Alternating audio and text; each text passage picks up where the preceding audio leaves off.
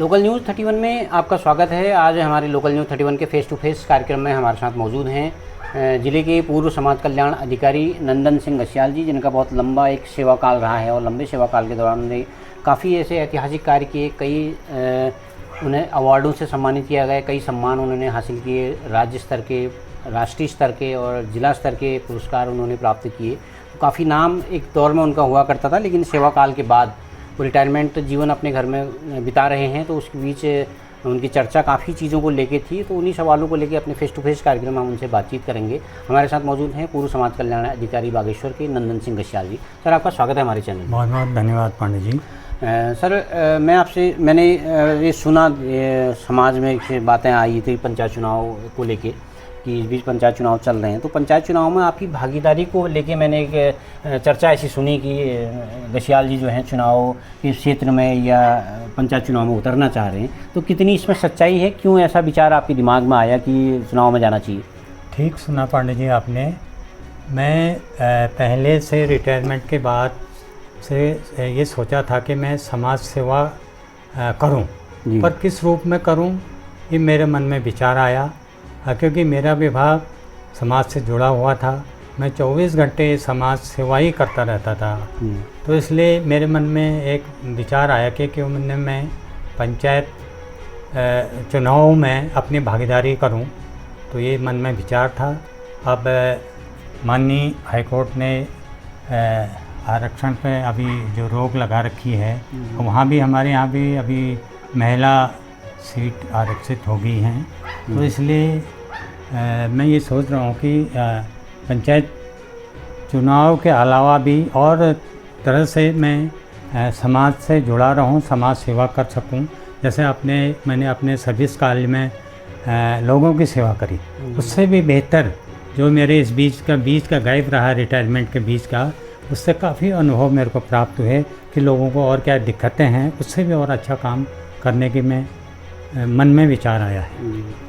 तो सर, मैं ये जानना चाह रहा था कि अभी जो चुनाव सरकार कराना चाह रही है, प्रशासन कराना चाह रहा है, अभी एक दो आपदा काल है, दूसरा चारधाम यात्रा चल रही है चारधाम की, और आने वाले समय में फिर कांवड़ यात्रा शुरू होने वाली है। तो आपको क्या व्यक्तिगत तौर पर आपकी क्या राय है? क्या अभी चुनाव होने चाहिए, नहीं होने चाहिए? क्या जनता की भागीदारी हो पाएगी इस समय? वैसे मेरा व्यक्तिगत विचार तो यह है कि 2 महीने पहले या 2 महीने बाद चुनाव कराना उचित होगा, क्योंकि हमारा पूरा उत्तराखंड आपदा क्षेत्र ग्रस्त है। इससे जो भी हमारे प्रशासनिक जो लगे हुए हैं या चुनाव से जुड़े हुए कार्मिक या मतदाता हमारे, वो सही भागीदारी नहीं कर पाएंगे। वैसे तो क्यों नहीं करेंगे, हम कोई भी काम करने के लिए सक्षम हैं, हमारे जो भी कर्मचारी हैं या जो भी हैं, पर पब्लिक की ओर से 100% जो प्रतिशत हमारा वोटिंग का है वो गिरेगा, भागीदारी नहीं हो पाएगी। और आपदा क्षेत्र है उत्तराखंड, तो जैसे कि कहीं पे पुलें बह जा रही हैं, अभी मौसम विज्ञान ने भी बता रखा है कि बारिश की ज़्यादा संभावना बता रखी है। तो मैं ये सुझाव देना चाहूँगा कि 2 महीने बाद में चुनाव हो जाएं तो और अच्छी तरह चुनाव संपन्न कराए जा सकते हैं। और हमें प्रशासन पर तो पूरा भरोसा है कि हमारे जिलाधिकारी का हमने देखा यहाँ पे कार्यशैली बहुत अच्छी है, वो हमारे चुनाव संपन्न अच्छे ढंग से करा लेंगे।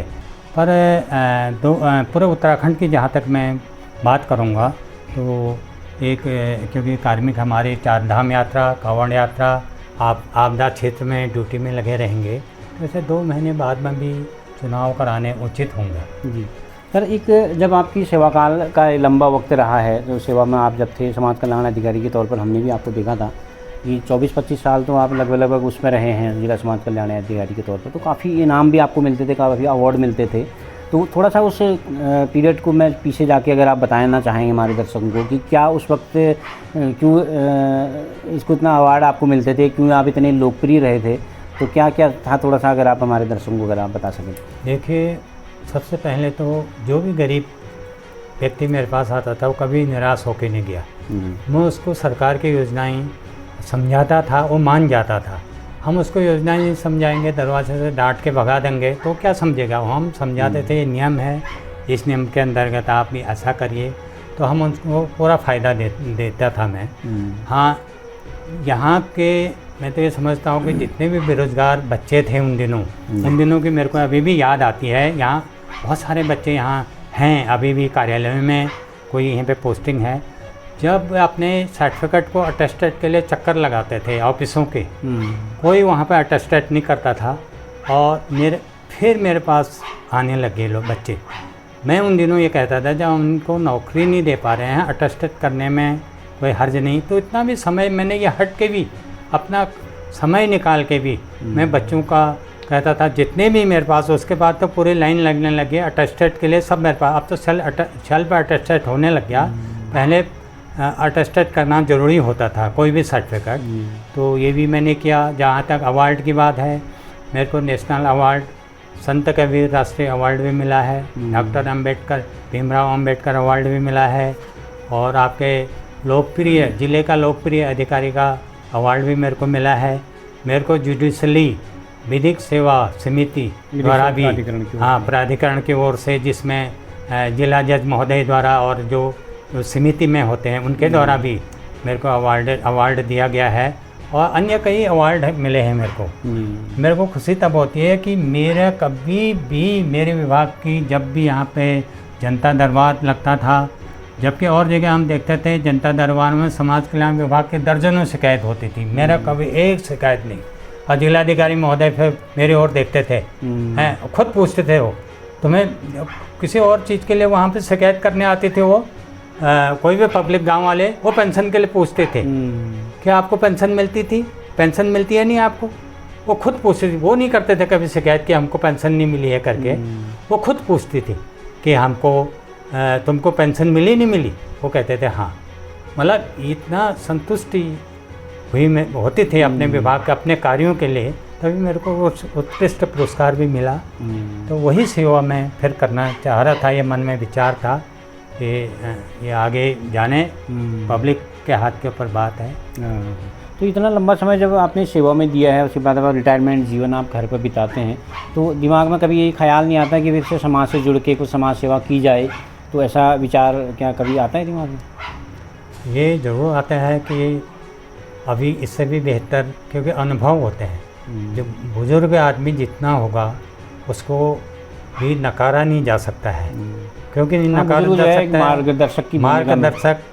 आप देखो, कहीं भी देखो ना, राष्ट्राध्यक्ष देखे, अमेरिका देखो, आपका ईरान देखो, चाइना देखो, रसिया देखो, हमारे भारत के प्रधानमंत्री जी को ही देखिए, जो भी हैं अब उनके देश कितना अच्छा देश को चला रहे हैं, पूरा विश्व में नाम है हमारे माननीय प्रधानमंत्री जी का, है नहीं? वैसे मतलब बुजुर्गों के तो अनुभव का लाभ लिया जा सकता है। उनको भी मैं ये कहता हूँ कि हर जगह यूथ ही मत छांटिए, उनका भी कुछ न कुछ लाभ लेना चाहिए। आपने एक किस्सा सुना होगा, पांडे जी, मैं सुनाता हूँ। बुजुर्ग लोग कहते थे कहीं बारात में ढोल के अंदर बुजुर्गों को लेके गए थे, छिपा के ले जाते हैं। हाँ, उन्होंने कहा था वो बारात वालों ने कि भाई आप 100 बकरी और 100 नाली चावल एक साथ खाएंगे और 100 बाराती लेके आओगे, तब लड़कियों को देंगे हम, और बुजुर्ग कोई नहीं आएगा। तब उन बुजुर्गों ने कहा था कि मेरे को ढोल के अंदर ले जाओ, तब उन्होंने बताया था तुम कैसे खाओगे, तब लड़की दी थी कहते हैं। तो बुजुर्ग का उन दिनों भी इतना अनुभव था। तो मैं तो ये कहूँगा कि बुजुर्गों को तो, सीनियर सिटीजन को तो नकारा नहीं जा सकता है। जी। तो मैं अभी एक सोशल मीडिया पे एक पोस्ट किसी की देख रहा था, उसमें लिखा हुआ है कि रिटायर्ड कर्मचारियों को जो है डीए का और जो पे कमीशन है उसका लाभ नहीं मिलेगा। तो क्या आपने देखा इसमें? तो आपको क्या, आप एक रिटायर्ड कर्मचारी हैं, तो कैसा लगा आपको ये फैसला इस तरह से? ये फैसला अभी तो सरकार की ओर से फैसला तो नहीं आया है, सोशल मीडिया में चल रहा है। मैं नहीं मानता कि सरकार इसको ओके करेगी, क्योंकि ये उचित नहीं होगा। क्योंकि बुजुर्ग 60 साल से ऊपर उसके पास और भी जिम्मेदारी बढ़ जाते हैं, बेरोजगार बच्चे होते हैं, परिवार का भरण पोषण करना होता है। महंगाई बढ़ेगी, क्या बुजुर्ग के लिए महंगाई नहीं बढ़ेगी? जो तुम डीए वाली बात कर रहे हैं, और जिन्होंने भी ये प्रस्ताव रखा है, मैं तो कह रहा हूँ कि ये किस टाइप के लोग जो वहाँ पे प्रस्ताव रखे हैं या रखना चाह रहे हैं, वो कौन से लोग जुड़े हैं उनसे? क्या उन्होंने कभी गरीबी देखी है? नहीं देखी है। ये भी देखना चाहिए। उनका पिछला फीडबैक देखना चाहिए। और मैं तो ये चाहूँगा कि कर्मचारियों को और ज़्यादा फैसिलिटी देनी चाहिए, क्योंकि उनका और रिटायरमेंट के बाद और ज़्यादा उनको अपने एक तो स्वास्थ्य से ढीले हो जाते हैं और एक पारिवारिक जिम्मेदारी बढ़ जाती है। इसलिए मैं सरकार ये चाहूँगा कि ये नहीं होना चाहिए, पर सरकार ने अभी तक नहीं किया है ऐसा। कर्मचारी संगठन, आपके जो रिटायर्ड संगठन है वो आगे आएंगे इसके लिए? हाँ, आगे आए हैं करके मैं भी देख रहा था उसमें कि कर्मचारी संगठनों ने भी विरोध करा है इसका, तो मैं भी उनके साथ हूँ। ये वैसे नहीं होगा, हाँ, मुझे विश्वास है कि ऐसा नहीं होगा, सरकार ऐसा कोई फैसला नहीं लेगी। चलिए, थैंक यू सर, आपने व्यस्त समय से बातचीत के लिए वक्त निकाला, इसके लिए बहुत बहुत धन्यवाद। धन्यवाद पांडे जी, क्योंकि आपका बहुत पुराना चैनल है, आप जड़ तक जाते हैं हर चीज़ के, और खोजी पत्रकार हैं आप। ऐसे पत्रकार बहुत कम मिलते हैं। बहुत बहुत धन्यवाद आपका। Thank you. तो आप थे हमारे साथ बातचीत के लिए पूर्व समाज कल्याण अधिकारी नंदन सिंह गशियाल जी, जो काफ़ी अपने सेवा काल के दौरान काफ़ी चर्चित रहे, काफ़ी लोकप्रिय रहे हैं, गांव-गांव घूमे हैं, तो कई अवार्ड भी उनकी इस बात की गवाही देते हैं वो कितने लोकप्रिय थे, कितने सेवा करते थे। और भविष्य को लेके उनकी एक इच्छा यही है कि समाज सेवा फिर से की जाए, कोई पद के लेके, भले ही वो पंचायत चुनाव के जरिए हो।